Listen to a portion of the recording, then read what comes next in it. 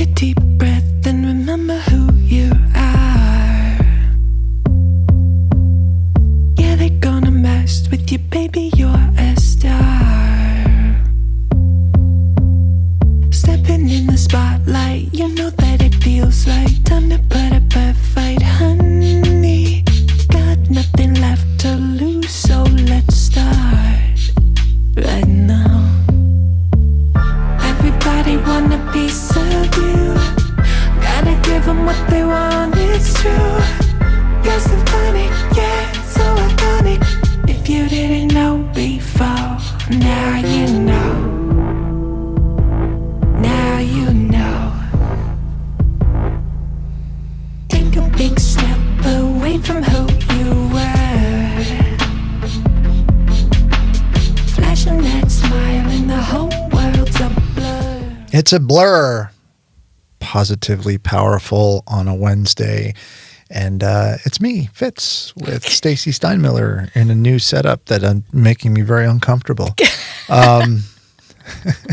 Tell us how you feel, Scott. Oh, I'm telling you. And so I'm like trying this different setup.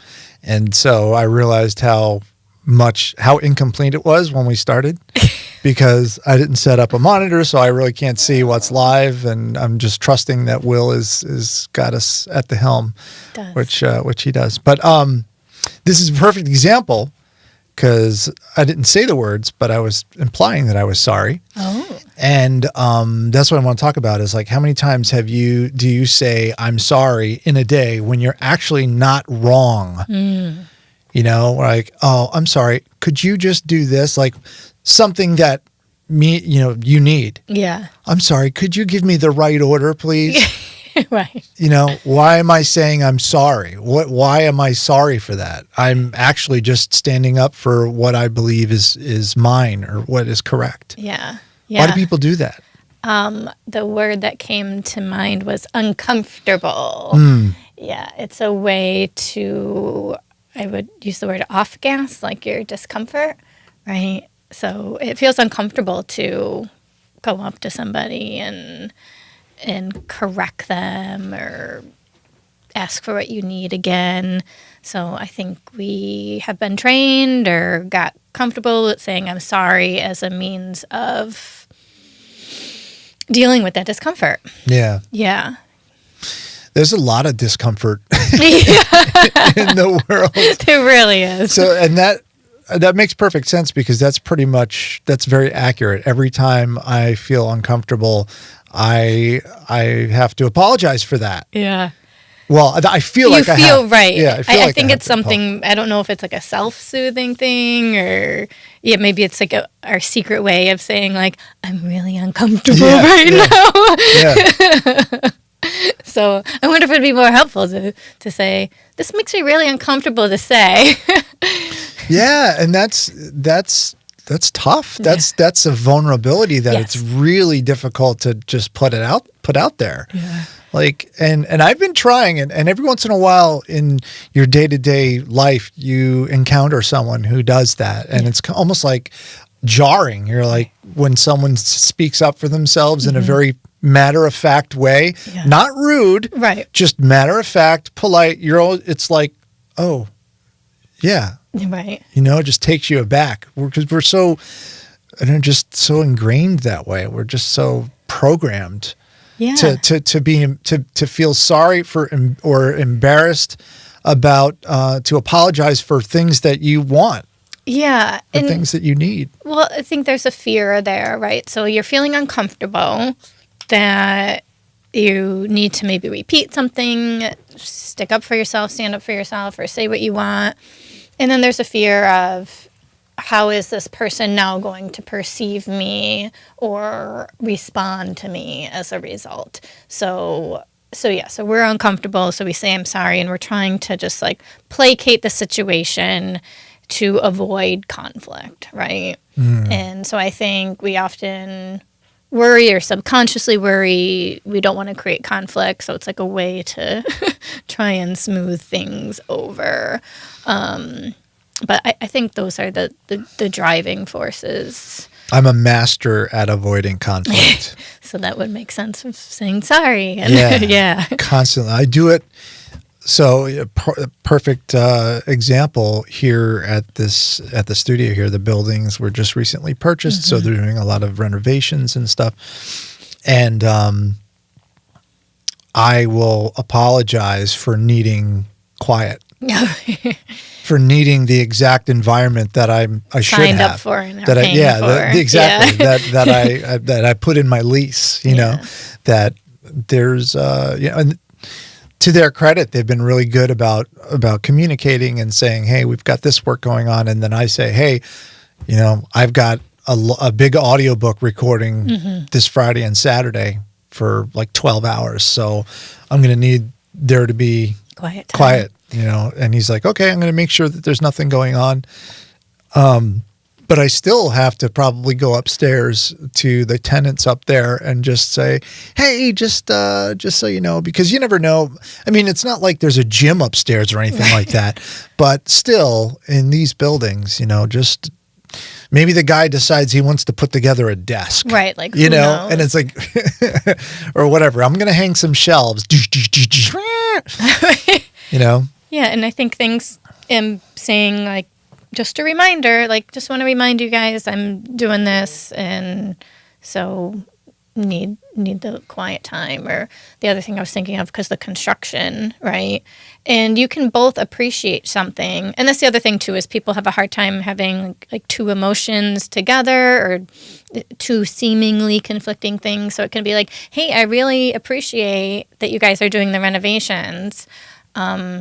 And I also need it quiet from this time to this time. Is that something, you know, so if you can work around that, or, right? So you can still acknowledge appreciation or so forth, and ask for what you need or remind an already existing thing without as well. apologizing. Right, yeah. And so, and then honestly, but that is a little bit more vulnerable. I don't know why, because we're just communicating more, we're sharing more, and it feels more exposing.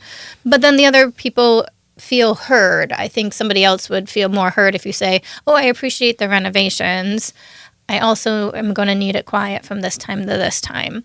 Then they feel, versus like, hey, I'm sorry, I need it quiet here, right? Like you're actually communicating less when you do that. Right. The good thing about that whole situation is that was the new landlords brought that up first. They said, nice. We're going to be doing, and we understand that what your business is, and so we're going to do, you know, we're going to take every step to make sure that we coordinate with you when lots of loud things are happening, so that we can make sure that we're not interrupting. Awesome. Because obviously I'm a tenant, and so if I can't make money, I can't pay them the money for rent. Yeah. So it all kind of works out. Yeah. Yeah. So it comes down to communication, and I often feel like we don't really fully say things that we want to say or communicate everything. Why is that? I guess it's uncomfortable, vulnerable. It always like comes back to being just that discomfort that we feel in, you know, honesty. We don't want to appear to like be too much for someone to deal with. Like it's almost like, I don't know, what would you call that? When you don't want to, I guess it's kind of like it's like imposing. You think it's like imposing, when you're not actually imposing, you're just, Yeah. And a lot of that's learned behavior from probably childhood or things like that.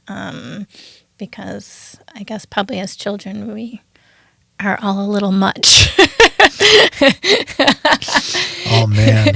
And yeah, so you learn things go smoother. Mom and dad are calmer if I don't impose, if I keep to myself, if I don't ask, and so forth. And, you know, the teacher wants to get through all the instructions before you ask a question. So you zone out and forget and stop paying attention or things like that, right? Yeah.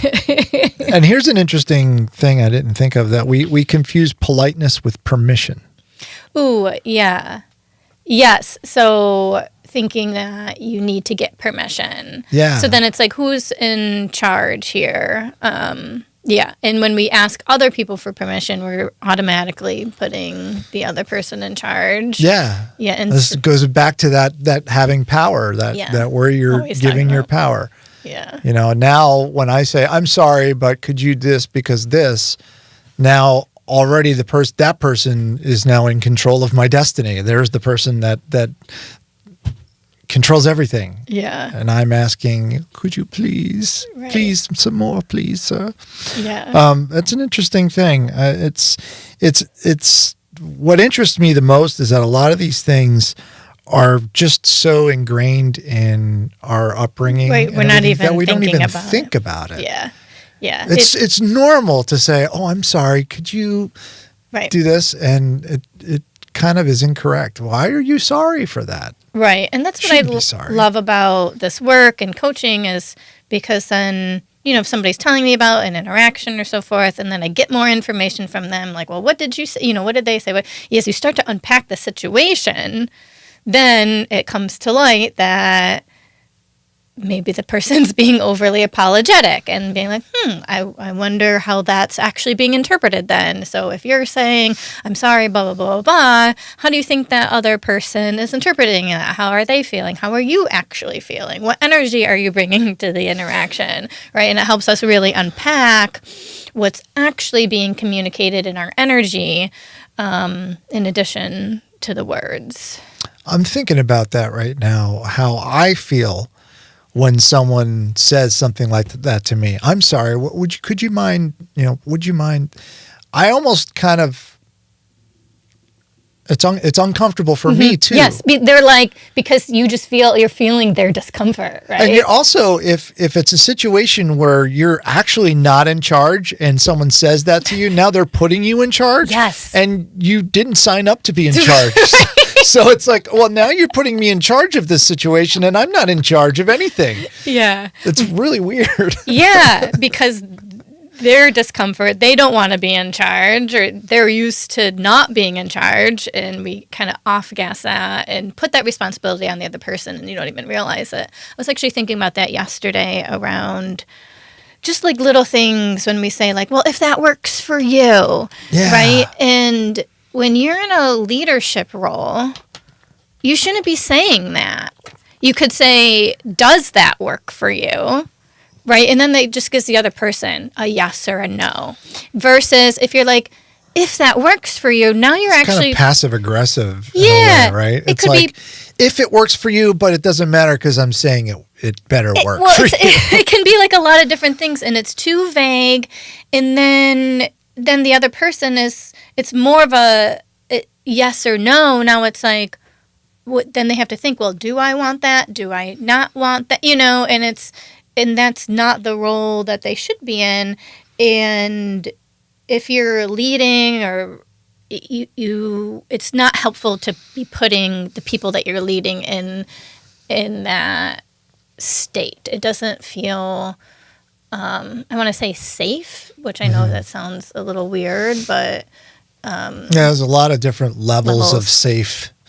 And in our world, man, safe has really almost changed. Yeah. Its meaning. Yeah. It has become very, very subtle, more subtle than in the past, right? When you think of what is safe, you think of like a physical harm, or you think, or some sort of danger. But a safety can boil down to just a feeling of comfort between two people. Like you feel safe. That's kind of an interesting concept. It is. I totally forgot. I know. Yeah, I was like, I forgot what you brought up with and how we got here. As usual. It was. It was like putting the other person in charge, or you're being put in charge when you didn't think that you're going to be put in charge. Oh, right. You were saying like when somebody is saying that to you, you're kind of like, wait so a minute. So let's take come up with a common scenario. Yeah. For this, and then reframe it. Yeah, work through it, reframe it. So, what would be something that would happen?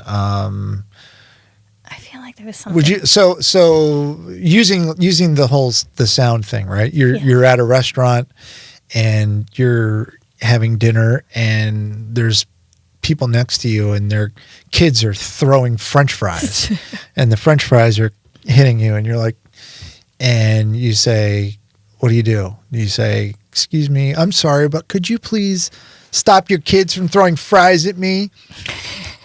Yeah, that's an uncomfortable situation. That's like, no matter how you shake it, that's uncomfortable. Right. It's a waste of fries. I mean, that's sacrilege. Right. I love my fries. And, well, in that situation, you could talk to your server. And You could. I feel like that's like kind of the easy way out and almost the spineless way out. Feel like, because I'm wrestling with the idea of like, I want to stick up for myself. I understand what it's like to have a kid that's being unruly in public. And I understand that the parents, I don't know anything about that child. I don't know what issues the child may or may not have and what the whole situation is. And so immediately my first thought is, what's wrong with this guy? Why can't he keep control of his kid? And then I think, well, what's wrong with the kid? Is there anything wrong with the kid? Is the kid acting out? What's going on in that whole situation? There's so much to think about. Totally. And plus you're pissed off because kids throwing fries at you. Right. Or just toward you. But out of all those scenarios that you just named really quickly, which I love because my brain works the same way, what one did you feel the best in? Oh, your energy. Like, what feels the best actually would be to tell your server to deal with it. okay. And push it off onto someone else because I don't like confrontation. So if I can tell my server, hey, can you deal with this? Then that's easy for me. And the server, I guess they're already in charge in that situation, right? They already can be the person that says that. And I don't have to get involved in this family dynamic. And what there's going on over there with the guy. I mean, that might be the guy's last straw. And I say, hey, what's up with your kid? And he starts throwing knives at me. I don't know. Yeah. So then I guess my question is, why do you feel like you would be like that's a quote easy way out, or that you'd be putting off the server? Like, what makes you feel I'm just avoiding the confrontation that I would have to have with the family. So I'm passing that confrontation off to somebody else. I'm like, I don't think it's wrong though in that scenario. Right, I guess because it depends. you're not just paying for food, you're paying for an environment. Right. And then you can and the restaurant should be delivering the right environment. Right, and then they can let them how they run things, right? Because also there's an expectation that's different depending on where you go. If you go to McDonald's and kids are throwing fries, you're probably not going to say anything. You're not going to care because you're like, I'm at McDonald's, right? But if you're... No shade thrown at McDonald's, okay? No shade. I don't mind. High-class dining experience. No, and think about it. Put yourself in that situation. You go up to the counter and you tell the kid behind the counter, this kid's throwing fries everywhere. He's like, what the hell am I going to do about it? Throw them back. Right. Versus say you're spending 10 times as much on your food or more, 20 times, 30 times more on your food somewhere else. Right. This child is throwing fries at my steak tartare. Right? So there's so many factors there, but I guess my challenge would be, or I would challenge you of saying like, I think that's okay to put that responsibility on. What would you do in that situation? Well, I try to not go to places in which fries would be thrown around, Scott. I live my life differently. I've had an opposite. You can't foresee when some kid's going to be throwing fries. Right. Maybe the fact that there are actually fries being sold at that restaurant.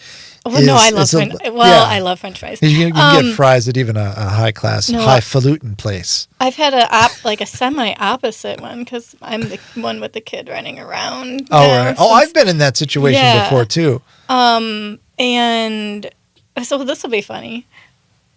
I know, I feel like we're getting way off topic, but I don't really care. Who cares? So I don't know. My daughter must have been 3 or 4. I don't know. And yeah, my child doesn't sit still for nothing. And I was out for lunch with a friend. So it was me and my daughter and my friend. And so I think I gave her YouTube Kids on my phone to watch just to keep her in her seat and not throwing things around. And she was sitting like right next to me, right here. And I think my friend was here.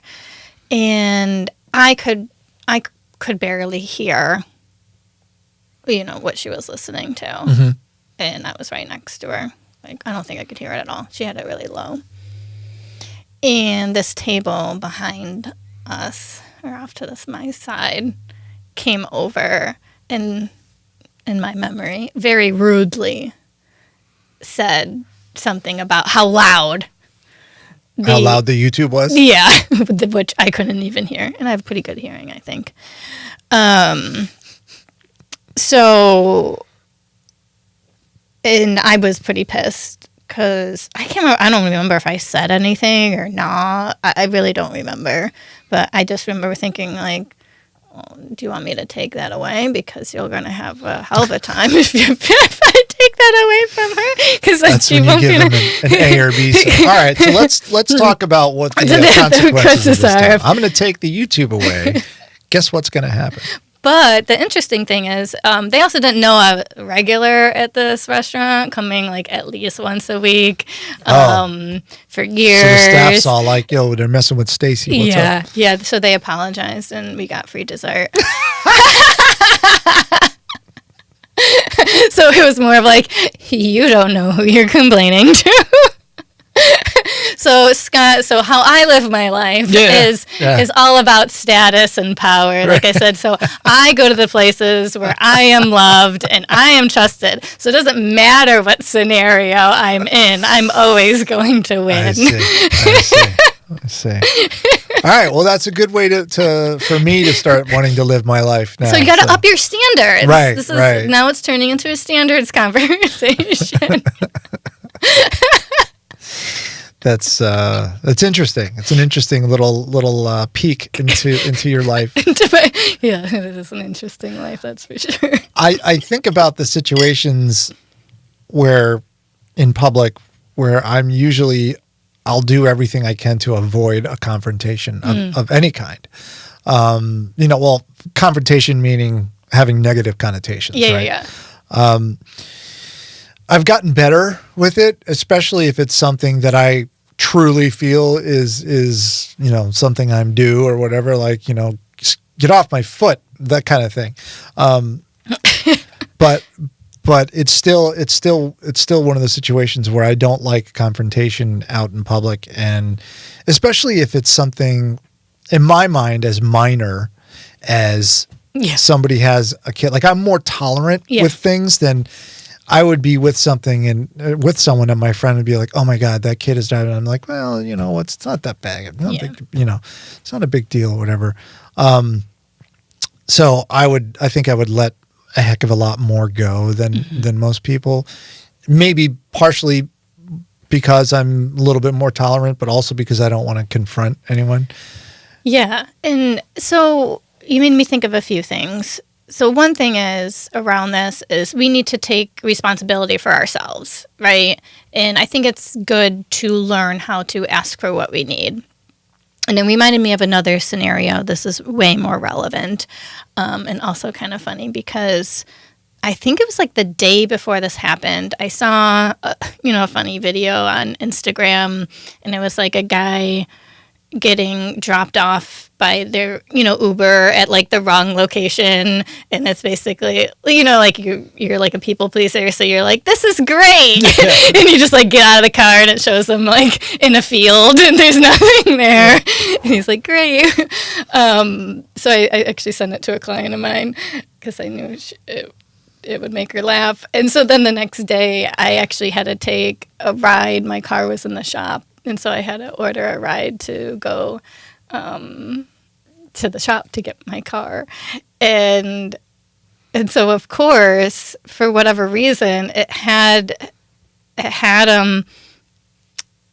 drop me off not where there was a pathway to like get to the parking lot. Like instead of pulling into the parking lot, it had them pull like on this little alley, but there was no walkway. Yeah. And it's the middle of winter, so there's like a big ass snowbank, right? And so I'm like, God damn it. Like I totally manifested the situation by sending her this reel. And so I had to be like, I need to get to that building, and there's snow in the way, so I can't get off here. I'm gonna need you to drive around into the parking lot. And was the Uber driver like? Well, I consciously, I don't know. I want to think I could be wrong, but at least I tried. I was mindful to not say I'm sorry because it wasn't my fault.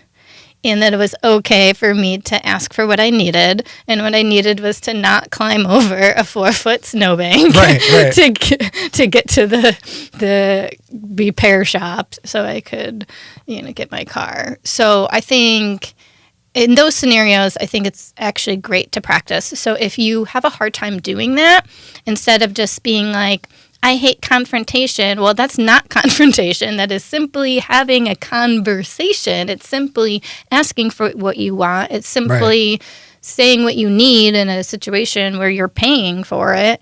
And if you're not comfortable doing that, you need to work on that. I guess is the message. Frankly is yes. And that's so one thing, because that kind of situation is like my life. Yeah. Right? Like I can't tell you how many times I've been in that situation, and 9 times out of 10 I would just be like, oh well, right. I'm climbing over a big snowbank. But I've over the last couple of years I've tried to do it in such a way where in my mind I'm not confronting, and I kind of try to bring the person into the situation with me. Mm-hmm. So if I get there and I see that there's no way to go, I go, hey, do you see a way for me to walk over to that building? I can't see one. And then they're going, oh, and then, I think we're going to have to go over to the other side, and it's almost like it's a team thing. But don't you see if somebody were to do that to me? Okay, so now my legs are like locking up. Sorry, I knew that was going to happen. Is it like passive aggressive? To me, that's passive aggressive, and it would piss me off. Like if you did that to me, if you were like if I came in here and did something stupid, like not know where to put my mug. Like I ask you every time, what do you want me doing with this mug? But say there was a sink that I knew to go to, and you were like, is there a sink in the other room? Right? Oh, well, that's a little but that's like the energy that I get. Okay. I don't know. Yeah. But doing it in a way that I would be, I know. I'm just giving you shit. I'm sorry. Do you see a path? I don't see a path. Yeah, don't do it How like would that. I get over there? But you can say you can ask, hey, is there a path over there? Because I'm not seeing it. Yeah. And it's funny because that sentence can be delivered or that question or whatever could be delivered so many different ways that would give across that other exactly. And that's impression. why I always say it's not about the action or what you're saying, it's about the energy behind the action, behind what you're saying. That's why texting is so horrible, because you never can sense the energy and stuff behind it. It's always actually opposite of what the person. Yeah. Have you ever done that where I've had a number of times where people were like, this is how I read your text. Oh. Excuse me, but I think you need to, and now how did you, I wrote it like, oh, excuse me, can I, it's just completely different, but they heard it, they read it some other way. Yeah. Yeah. When texting first came out, my friends yelled at me because they said my texts had no emotion. And like this is back like T9 texting, so before emojis. Yeah, but yet they would do like the colon and the parentheses, and I'm like, I'm barely taking, and it's taking me way too long just to say okay or I'll be there. Go through all of it. Yeah. So I'm like, you want me to spend 5 more minutes to like, because that's how long it seemed to take. Yeah. And I also was like, I didn't know texts were supposed to have emotion at the time, but now we've come a long way since then. Text at the beginning were strictly informational. That's all it was. Yes, no. What was that? Ooh, yay! A comment.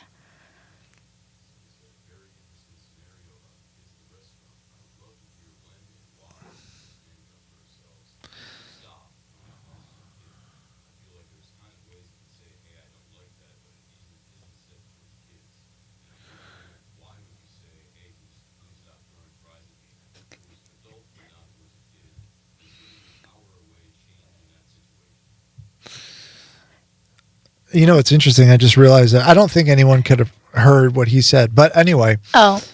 We can just respond to it regardless. Yeah. So that was Belen. Oh, yeah. Belen. Okay, Belen. Great. So, I'm wondering why you would say, hey, can you please stop throwing fries at me towards an adult, but not towards the kid? This is giving your power away. Change that situation. And I wouldn't have said it. I would have said to the guy, "Can you please have your kid stop throwing?" I wouldn't tell the guy stop throwing fries because obviously I know he's not throwing fries. Maybe they're both throwing fries. Maybe they're having a fry throwing contest. Oh, Doyle rules. But no, I think it's okay to address the kid yourself as well. I think that's less I see that tolerated, that's but I wouldn't. Yeah, because some people are like, don't you talk to my child, which is fine. But again, so it's also allowing for their interaction. So the thing is too is when you stand up for yourself and when you ask for a need to be met, first of all, it may not be honored, which you have to be able to tolerate that and know that going into the situation. So I would often tell my clients that when they want to ask for a need to be met, I would say, like, are you emotionally able to tolerate the person not responding back to you in the way that you want them to? Like, ideally, we want the positive response back, but are you going to be able to tolerate and not take it personally? Right. And not take it as an attack if it's not honored back. And to me, then that's when you're really in your power, is to say what you need and then let it go. Yeah. Right? Yeah. Because there is only so much that we have power over. And when we do it that way, I think we actually communicate in a more powerful way versus, so this is good. I'm glad we're coming back to this actually. And this is where the energy and the nuance in the situation is, if you're uncomfortable confronting, and you feel like you then therefore have to gather up this energy and, quote, confront, you're actually going to probably come off more as a jerk than if you simply make a request, right? So if you're making up for your insecurity, you're actually probably in your tone going to be more aggressive because of your own discomfort. But if you are comfortable just saying, like, hey, I'd appreciate it if you stop throwing the fries, then it's going to be with authority but yet calm and embodied. And people respect that, right? So like, and I'm sure that if that woman at the restaurant said something in that way, like, hey, just so you know, I can hear that, and it's a little loud from where I'm sitting. Could you turn that down? it probably would have been a real different experience, right? How did she actually say it? This was, like Can't I said, remember. my daughter is like almost 11, and this probably is going to be like 6-7 years ago. So, but I just remember it was very rude. Yeah. And so what I responded to, and what the staff responded to, was her rudeness. Right. So it was no longer about the request. Yeah. Then it was about how she was rude Right. to me and my daughter, right? Because your correctness doesn't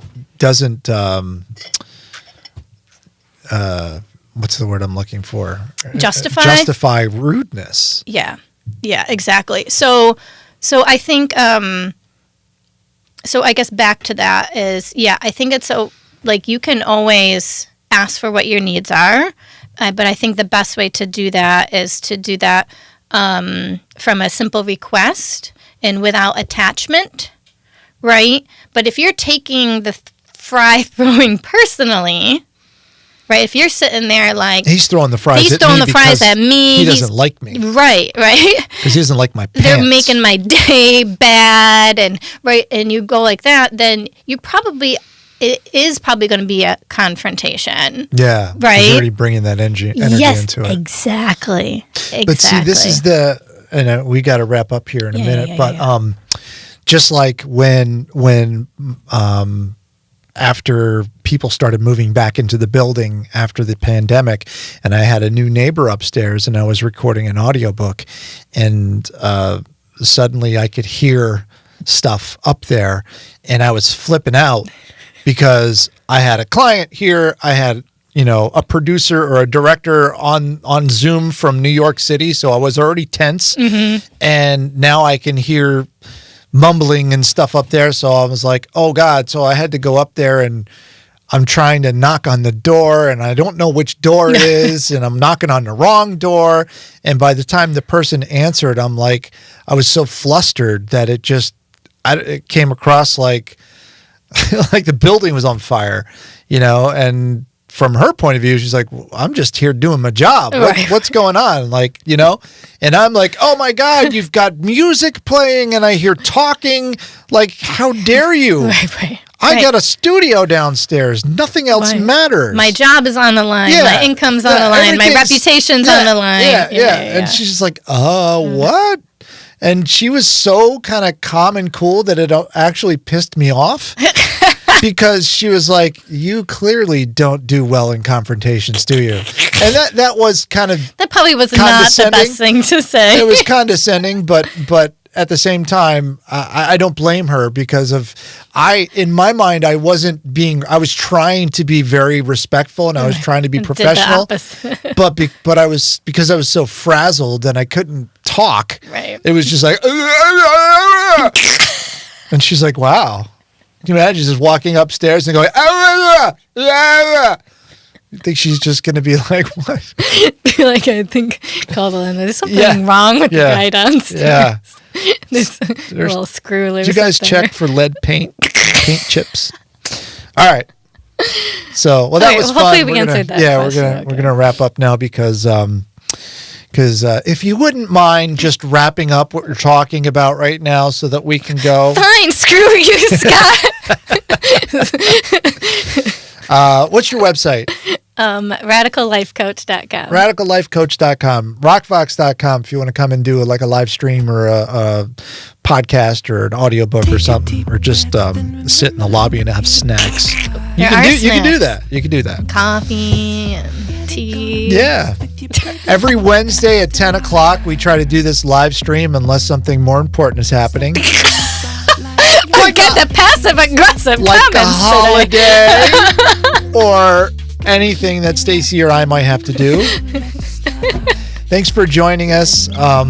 We've got the recordings of these are on Substack, on your Substack. Sometimes if you send them to me. If I send them all the time. I don't think you sent last week. I did. Oh. It's in the. Let me check. It is. It's in the Dropbox, but you didn't respond to my message. We're gonna throw down now. Fight. All right. See you next time. Ciao. Away from home.